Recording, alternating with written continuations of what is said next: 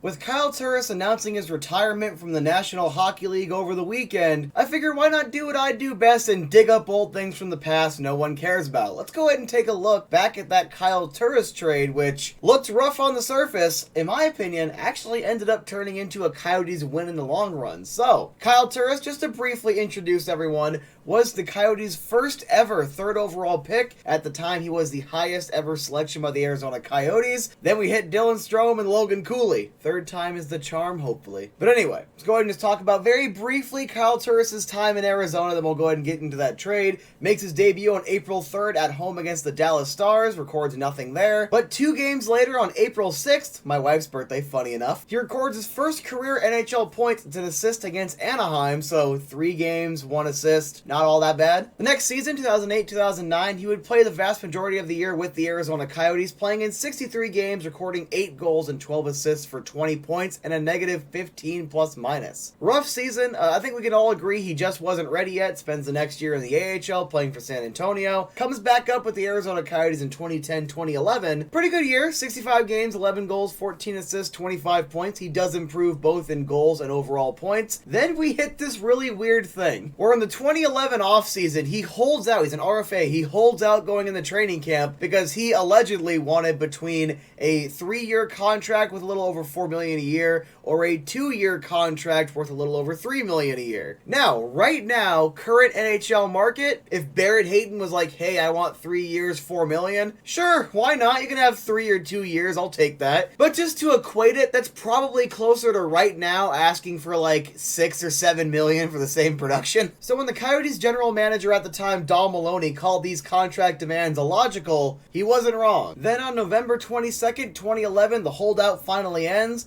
and the Phoenix Coyotes agreed to a 2-year, $2.8 million contract, so $1.4 million a season. Very fair cap hit. I think that was very, very fair. And he'd only end up playing 6 games for the Coyotes that year, recording no points, because on December 17th, 2011, he would be traded to the Ottawa Senators. It was a 2-for-1 package. The Arizona Coyotes acquired right shot defenseman David Rundblad and a 2012 second-round pick. Honestly, could have been a lot worse.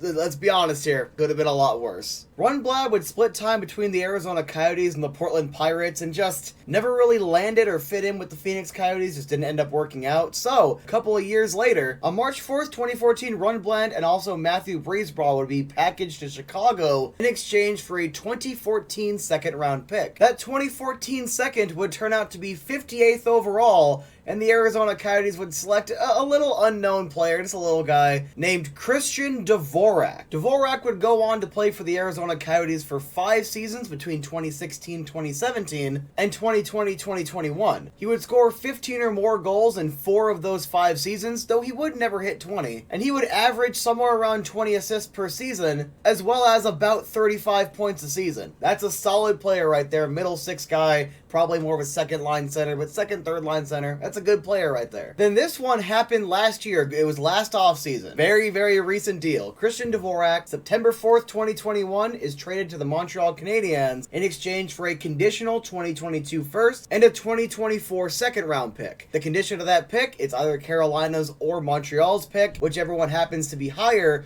Unless either of those 2 selections are in the lottery, top 10, then the Coyotes get the worst of the 2. This is a trade that costed the Arizona Coyotes their first ever first overall selection, because Montreal gets first overall, Coyotes drop all the way down to like 20-something. Then the Coyotes on draft day, being the absolute lads that they are not done with this pick. Instead of selecting someone at that spot, they trade that along with 2 second-round picks they had to San Jose in exchange for the 11th overall selection, meaning, yes, the Kyle Turris trade directly led to the Arizona Coyotes selecting Connor Geekie 11th overall in 2022. We are not even done. That is just the David Rundblad half of this trade tree. Let's go to the other side. Let's go to that 2012 second round pick. On February 22nd, 2012 was packaged along with goaltender Curtis McElhaney and sent to the Columbus Blue Jackets in exchange for Anton Vermette. You know, Anton Vermette, a very valuable middle sixer that helped the Phoenix Coyotes go all the way to the 2012 conference finals. He also played in all 82 games of the 2013-14 season, scoring 24 goals, 21 assists, and 45 points. Very valuable player. Someone that either scored 20 goals or 13 goals a season throughout his entire Coyote tenure. It's a very weird stat line. Well, on February 28th, 2015, once again, we're talking about a Coyote-Chicago trade.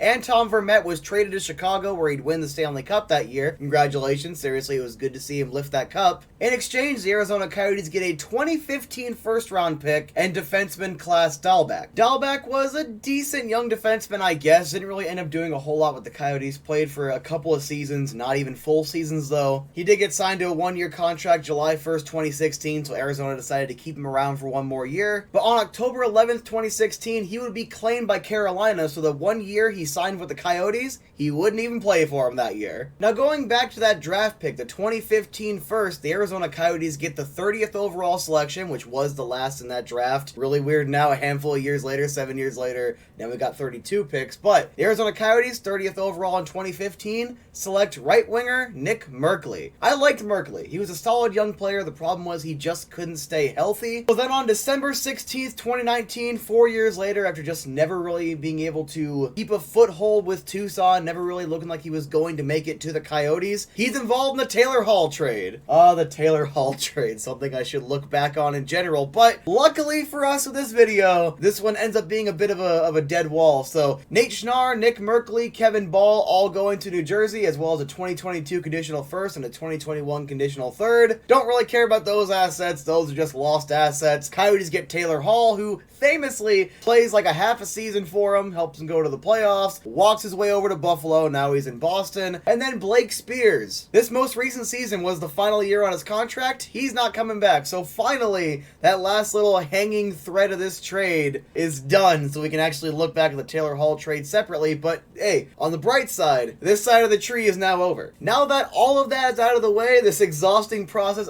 look, this was supposed to be a meme video. It was supposed to just have a little bit of fun, look back on it because, oh, he was the Coyotes' first ever third overall pick, and then I was going to do a career of video in like a week or something. I fell down quite the rabbit hole here. So, that original December 2011 trade, sending Kyle Turris to Ottawa in exchange for David Rundblad and a second-round pick, in some way, shape, or form, turned into Christian Dvorak, Connor Geekie, Anton Vermette, Nick Merkley, Taylor Hall, and Blake Spears. Even when reading my notes, even looking at all this, I don't believe that.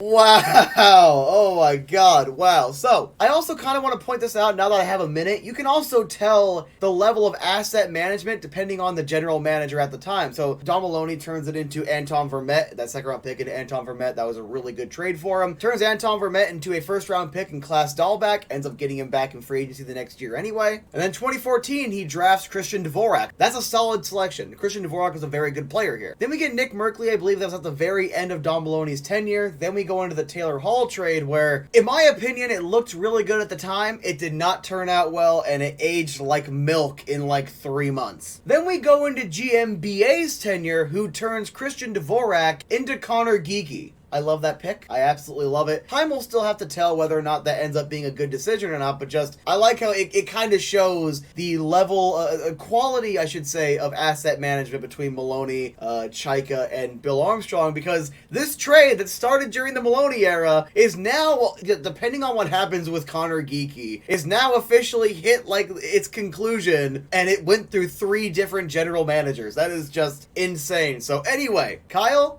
congratulations on your retirement. I really would have thought it would have been funny if the Coyotes would have re-signed you for the year, because we need center depth anyway, but I understand you wanted to go for a cup. I also understand the Coyotes and you probably had no interest in that marriage coming back together, so probably is best that it didn't end up happening that way. But solid career. You're really good in Ottawa. Didn't really work out for you later on in Nashville and Edmonton, but as a Coyotes fan, that will always be disappointed by you not living up to your highest potential. With the Coyotes specifically, it turns out our third overall picks tend to do that, Dylan Strome. But good luck in retirement, and it was actually pretty cool to see you do well in Ottawa. Just wish it would have happened a little earlier. But I get it. Gretzky was a coach for a while. Yeah.